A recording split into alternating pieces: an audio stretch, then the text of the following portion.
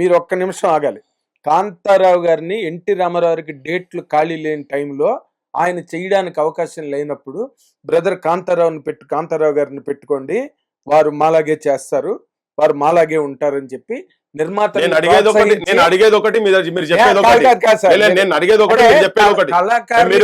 చేయలేదు అన్న మాటకి నేను చెప్తాను. చేయలేదంటే నువ్వు కాంతారావు గారికి ఎక్కడో గారి పాత్ర చెప్పించుడు, ఆయన టైం లేక ఇచ్చుడు వేరే విషయం. కాంతారావు కూడా అద్భుతమైన నటుడు, కంపారిజన్ లేనే లేదు. ఎందుకంటే తెలుగు సినిమా ఇండస్ట్రీ మొత్తము ఆంధ్ర సైడ్ వాళ్ళే మెజారిటీ ఉన్నటువంటి ఇండస్ట్రీ అది. ఇప్పుడు వివక్ష ఎట్లా అంటే, మీరు తీస్తున్నారు కదా పైడి జయరాజ్ గారు ఉన్నారు. పైడి జయరాజ్ గారి గురించి అయితే మీకు ఎరక కదా, నేను మీకు ఇంట్రొడక్షన్ ఇవ్వాల్సిన అవసరం, కానీ జనంకు తెలియాలి. ఇప్పుడు ఇది చూసే జనంకు తెలియాలి. అసలు నిన్న మొన్న మాట్లాడుతున్నప్పటి నుంచి జనానికి తెలిసినది పైడి జయరాజ్ అంటే ఎవరని. దాదాపు 68 ఏళ్ళు మొత్తం నేషనల్ లెవెల్ సినిమా ఇండస్ట్రీలో కాంట్రిబ్యూషన్ ఉందా? అవునండి. దాంట్లో సగమే కదా, ఒక 30-32 ఏళ్ళు కదా ఎన్టీ రామారావు గారి కాంట్రిబ్యూషన్ సినిమా ఇండస్ట్రీలో. ఆయన మొత్తం 9-10 భాషలలో చేసిండు కదా. రామారావు గారు ఎన్ని భాషలలో చేసిండో మీరే చెప్పాలి కదా నాకు. తెలుగు భాష అంతే కదా, ఒకటే కదా. ఆయనే 9-10 భాషలలో చేసిండు. The first and foremost action hero of India ఎవరన్నా ఉన్నారంటే ఓన్లీ పైడి జయరాజ్ గారే కదా. అవార్డు విన్నర్ కూడా కదా అంతే కదా. 68 ఇయర్స్ సినిమా ఇండస్ట్రీలో ఉండి ఆయన ఇంకోటి ఏంది, మద్రాసు నుంచి ఇక్కడికి సినిమా ఇండస్ట్రీ షిఫ్ట్ అయ్యేందుకు గల కారణాలల్లా ఆయన ఒక ప్రధానమైన కారణం కదా. ఆయన పేరు ఎక్కడా ఉండదే. ఎక్కడ ఇప్పుడు ఎన్టీఆర్ ఘాట్ కట్టినట్టు ఆయన ఘాట్లు కట్టలేదే. ఆయన మీద ఎక్కడ కూడా గత పాలకులు చేయలేదు, ఇప్పుడున్నటువంటి పాలకులు కూడా చేయలేదు కదా. మరి వాళ్ళ గురించి మాట్లాడాలి కాదండి. మీరు 11 ఏళ్ళు స్వరాష్ట్రంలో తెలంగాణ ఏర్పడి డీమర్జర్, ఇది కొత్తగా రాష్ట్రం ఏర్పడింది కదా, ఇట్స్ ఓన్లీ డీమర్జర్, వినిర్మాణం. తెలంగాణ డీమర్జర్ కాదు, మాది అంతకుముందు సపరేటే ఉండే కదా. మా ఇప్పుడు కలిసినది మద్రాసు ప్రావినెన్సీలో, అందుకే డీమర్జర్ అంటున్నా. ఇట్స్ నాట్ మెర్జర్, సెపరేట్ అయినా మేము. ఇట్స్ నాట్ మెర్జర్, మెర్జ్ అయిందా అని నిర్మాణం మాకున్నది జరిగింది. 11 ఏళ్ళు అయింది రాష్ట్రం ఏర్పడి, తెలంగాణ రాష్ట్రం డిమెర్జ్ అయిందా? 11 ఏళ్ళు బట్టి ఏం చేస్తున్నారు? Correct question. మేము గత ప్రభుత్వంలో కూడా నేనేది కూడా చేయక చెప్పా. మా దగ్గర జానపదాలు అంటేనే పల్లె పదాలు, జానపదాలు, ప్రాణపదాలు మీకు కూడా ఎరికేది. మీరు ఆ రంగంలో ఉన్నారు కదా. అవును. వాళ్లకు సంబంధించిన 2014లో మా దగ్గర వరంగల్లో పబ్లిక్ గార్డెన్ నేరెల వేణుమాధవ్ గారి ప్రాంగణంలో ఒక తెలంగాణలో ఉన్నటువంటి, అంటే తెలంగాణ రాకముందే ఉన్నటువంటి అందరు జానపద కళాకారులను, ఇంక్లూడింగ్ సుఖ సత్తయ్య, గద్దరన్న, ఇటువంటి వాళ్ళు కూడా ఆ వేదిక మీద ఉన్నారు. ముచ్చరత్న గారు, నేరెల వేణుమాధవ్ గారు కూడా ఉన్నారు. చేసి కంప్లీట్ తెలంగాణలో అందరిని తీసుకొచ్చి పెట్టినాక ఒక తీర్మానం చేసినాం. పెట్టి పొద్దున్న నుంచి పొద్దుగల 10 గంటల నుంచి రాత్రి 2 గంటల వరకు జరిగింది ఆ ప్రోగ్రాం. దాన్ని ఒక తీర్మానం చేసి ఇక్కడ శంకర్ సారంగపాణిల విగ్రహాలు పెట్టాలని చెప్పి విగ్రహాలు కూడా చేపించిన ఏది 2000 తెలంగాణ వచ్చిన తర్వాత విగ్రహాలు వచ్చినాయి. సో అప్పుడు మేము మీకు అది మీరు అడిగినారు కదా, నేను మీకు చూపించదలుచుకున్నాను, ఆ బొమ్మలు చూపించదలుచుకున్నా. చాలా మంది కంటే ఇప్పుడు ఈ క్వశ్చన్ ఇయ్యాలి ఎందుకు మాట్లాడుతున్నాం అనేది చాలా మంది మాట్లాడుతున్నారు. ఇక చూడండి, వీళ్ళని గుర్తుపడతారా?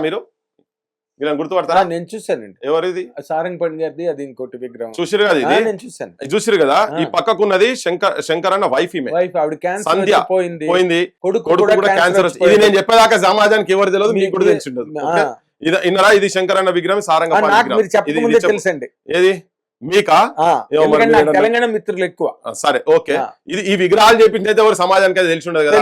ఇవైతే ఉన్నది కదా, ఇప్పుడు ఇలాంటిది కాదు. ఇవి చేసి మేము అప్లికేషన్లు గత ప్రభుత్వంలో చెప్పులు అరగేదాకా నేను కాదు, మా వలంగర్ ఆలేటి శ్యాము వీళ్ళంతా కలిసి తిరిగినరు.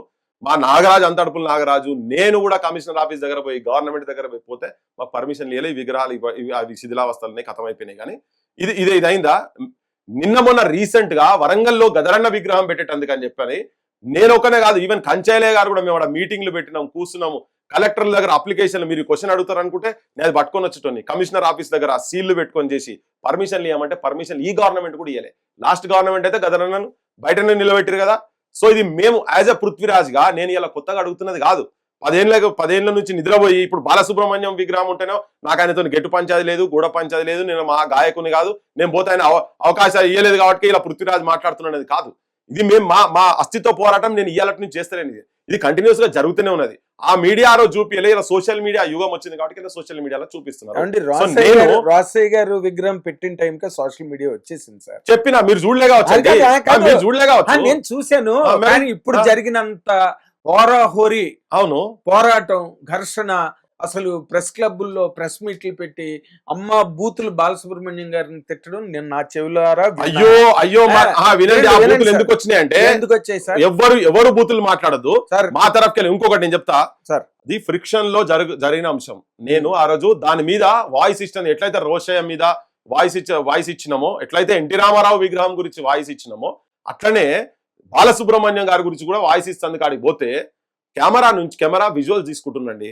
కెమెరా విజువల్ తీసుకుంటున్నాం. ఆయనకు శుభలేఖ సుధాకర్ తెలియదు, ఎవరు తెలియదు. జనరల్ గా ఏదైనా ఇన్సిడెంట్, మేము ఏదైనా స్కూల్ కు పోయి అక్కడ టాయిలెట్స్ గురించో, అక్కడ ఫెసిలిటీస్ గురించి పోయినా, హాస్పిటల్ గురించి పోయినా విజువల్ తీసుకుంటారు. ఏ కెమెరా అయినా మీ ఛానల్లో పోయినా తీసుకుంటారు.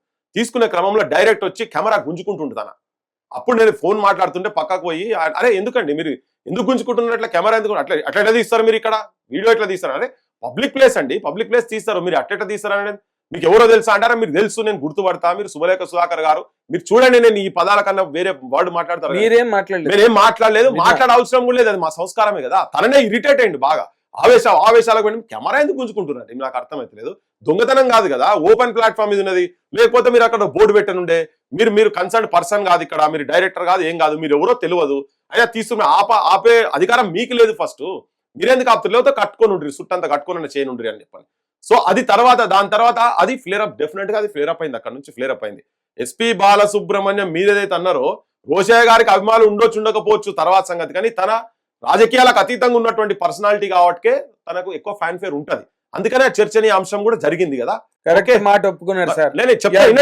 బాలు గారి వల్ల నేను చెప్తా, ఆయనకున్న వైడ్ పాపులారిటీ వల్ల. అరే ఇప్పుడు నాగేంద్ర గారు, నేను అన్నంత మాత్రాన ఆయన కిరీటాలు తగ్గాయి, నేను అనుకుంటే కూడా పెరిగాయి కదా, అంతే కదా.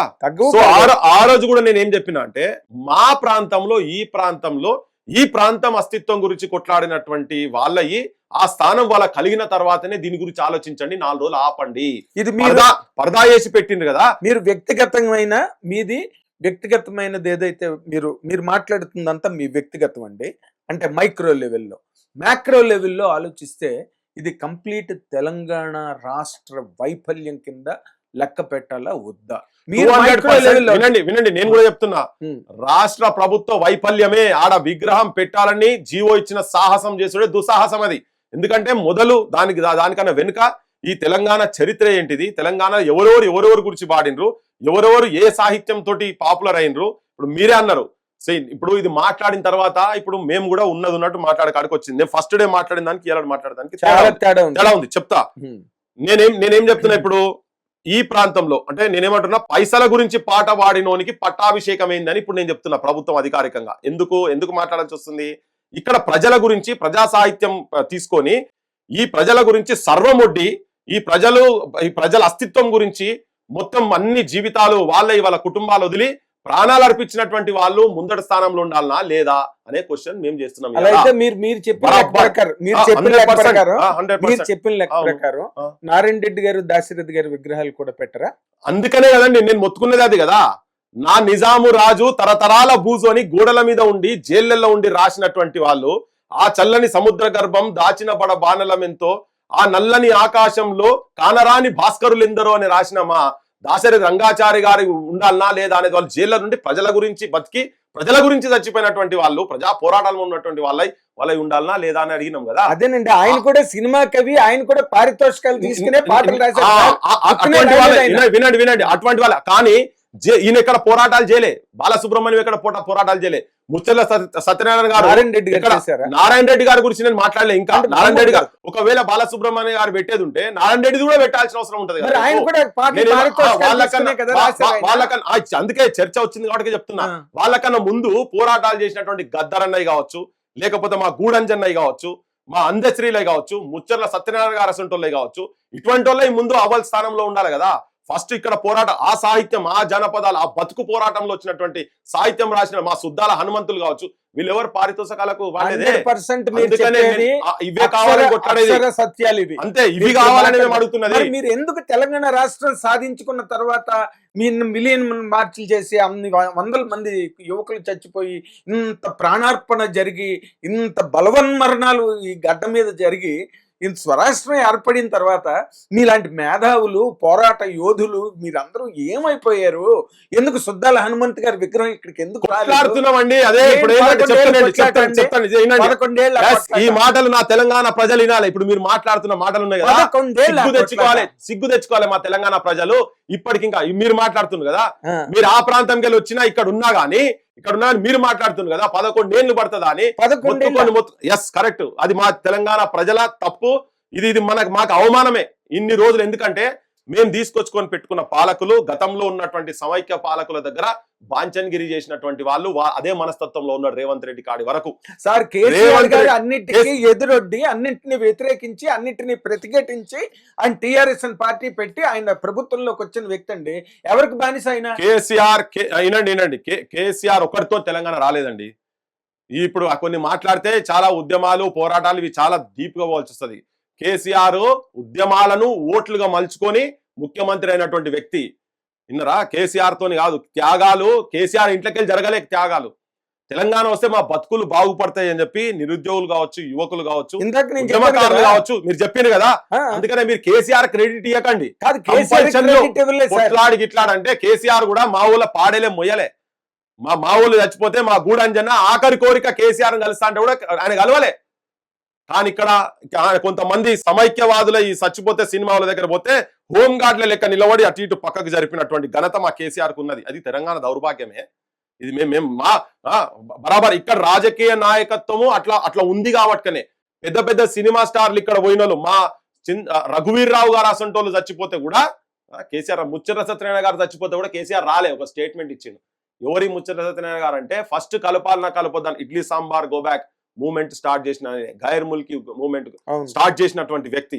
54నే ఇది మనకు పొసగదు తెలంగాణ సోదరా తేల్చుకో నీ బ్రతుకు మోసపోతీవ నీవు గోసపడుతావు చావు బ్రతుకుల మధ్య సాగుచున్నది నావ ఏ దరికి చేర్చేవో సోదరా నీ నావ ఆంధ్రుతో కలిసి నీ వడుగంటిపోతావు ప్రత్యేకమై ఉండి ప్రగతి సాధిస్తావు ప్రతిభ చూపిస్తావు అని చెప్పి రాసినటువంటి తన చచ్చిపోతే కూడా ఆయన రాలే ఆడికి.